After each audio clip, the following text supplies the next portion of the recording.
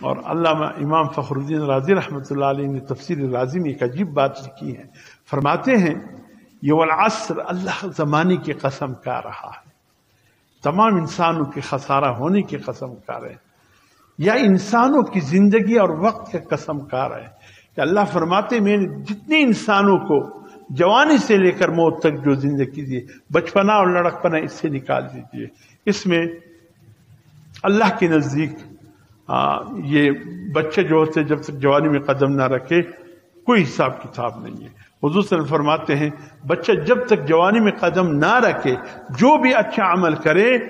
جو بھی اچھا، نماز پڑھے، قرآن کی تلاوت کرے، چھوٹے بچے قرآن حفظ کرتے ہیں، تلاوت کرتے ہیں،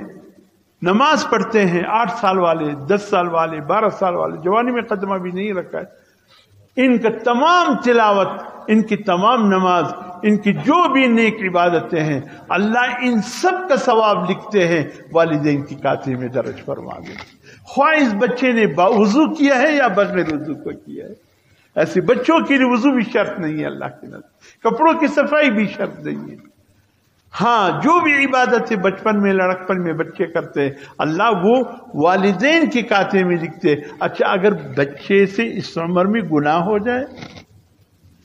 فرمایا اللہ کسی کی کھاتے میں نہیں لکھتے۔ سبحان اللہ، کتنا عظیم ہے وہ اللہ،